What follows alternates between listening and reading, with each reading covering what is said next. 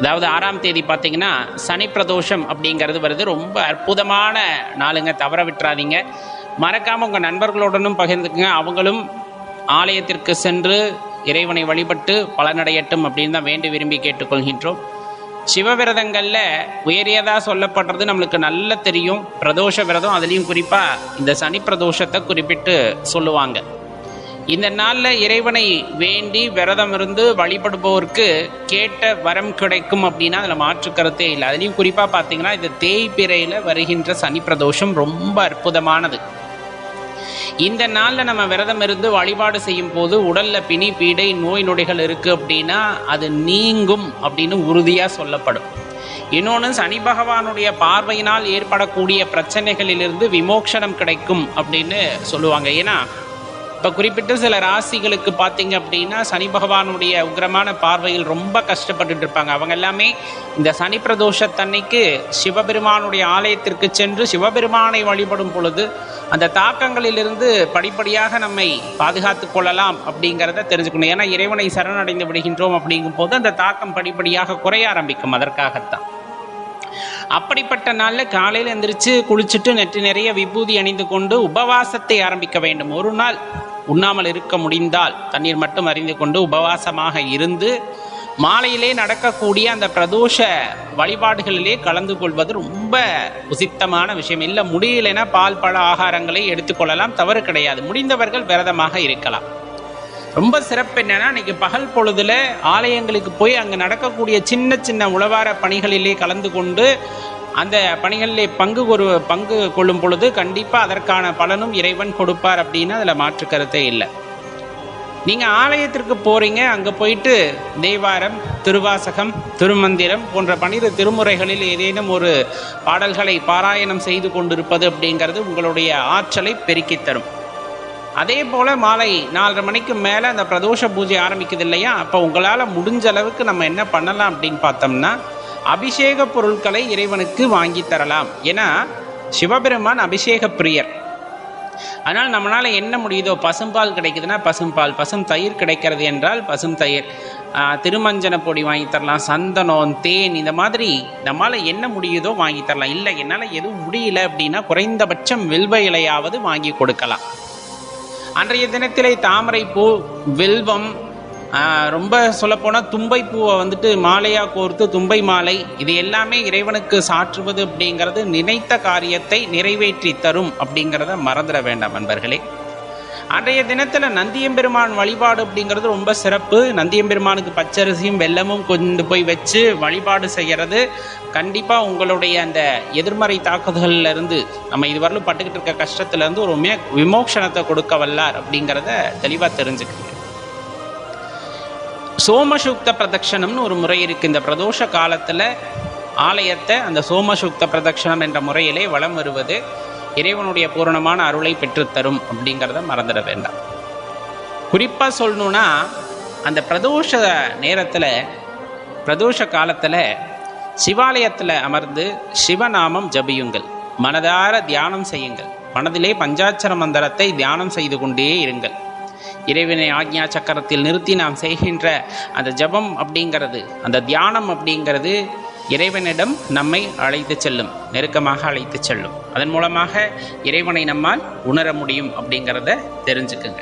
ரொம்ப அற்புதமான நாளுங்க, ரொம்ப அற்புதமான நாள். அன்றைய தினத்தில் அடியார் பெருமக்களுக்கு அன்னதானம் செய்வது ரொம்ப சிறப்பான விஷயம். எப்போ இந்த பூஜை புனஸ்காரங்கள் எல்லாம் முடிந்ததற்கு பிறகு மிகவும் சக்தி வாய்ந்தது, அபூர்வமானது சனி பிரதோஷம் என்பது. தவற விடாதீர்கள் அப்படின்னு தான் குறிப்பிட்டு சொல்ல வேண்டியது இருக்கிறது.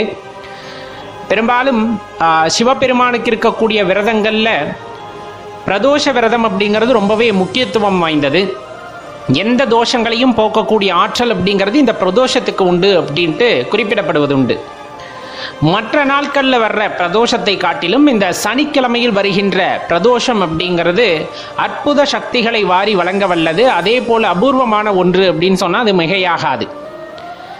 இந்த சனி மகா பிரதோஷத்தன்னைக்கு பார்த்தீங்கன்னா காலையிலிருந்து குளிச்சுட்டு அதுக்கப்புறமா நம்ம நெற்றி நிறைய விபூதி அணிஞ்சிட்டு உபவாசமாக இருக்கிறவங்க உபவாசமாக இருப்பாங்க. அடியார்கள் கோவிலில் போய் திருப்பணி செய்வாங்க, அதாவது உழவார பணி செய்வாங்க.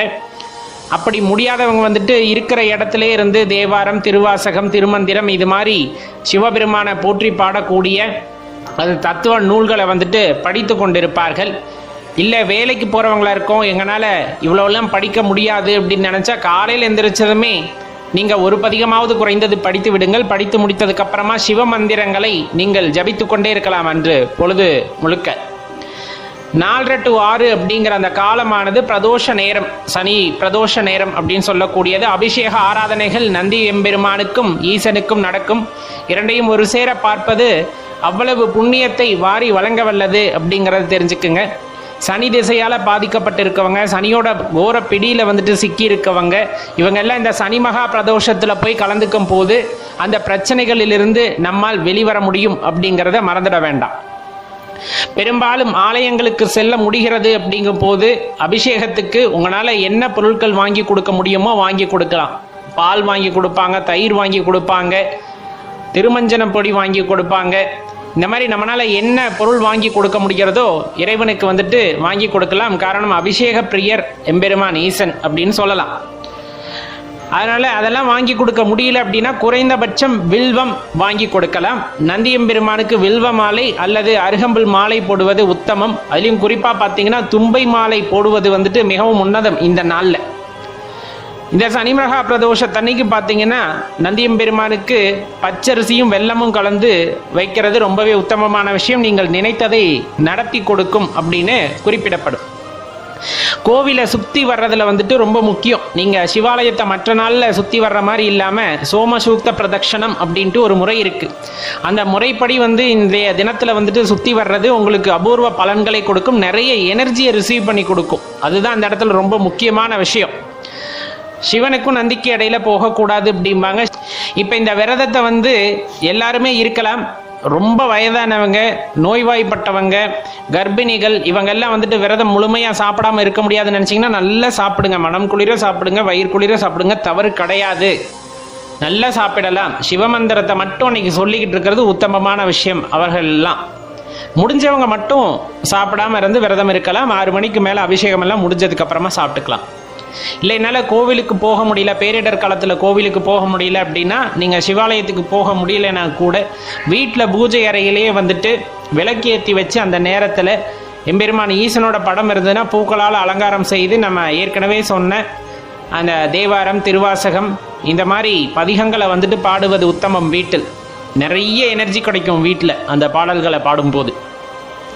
அதுக்கப்புறமா அந்த நேரத்தில் தியானத்தில் மட்டும் ஈடுபட்டிருங்கள். சிவபெருமானை நினைத்து தீபாராதனை காட்டினால் போதுமானது. ரொம்ப எளிமையாக சொல்லணும் அப்படின்னா, இல்லை நான் கோவிலுக்கு போகணும்னு நினைக்கிறேன், பக்கத்தில் விநாயகர் கோவில் இருந்தாலும் அங்கே போய் அமர்ந்து தியானம் செய்தாலும் அது ஈஸ்வரனை வழிபட்டதற்கு சமம். அதெல்லாம் எந்த மாற்று கருத்துமே இல்லை.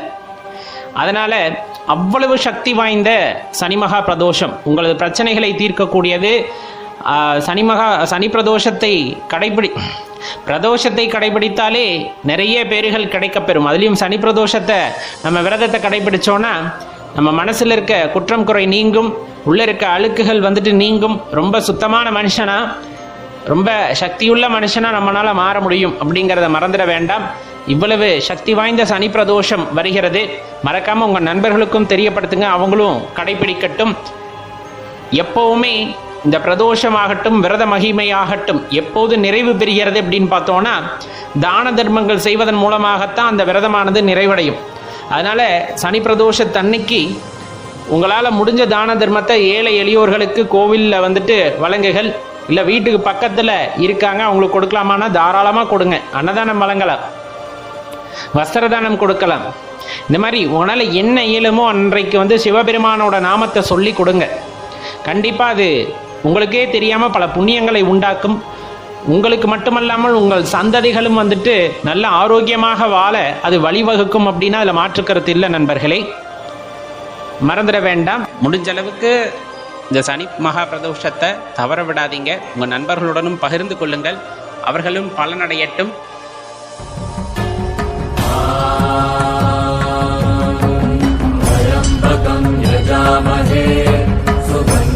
पुष्टिवर्धनम् पूर्वारुकमिव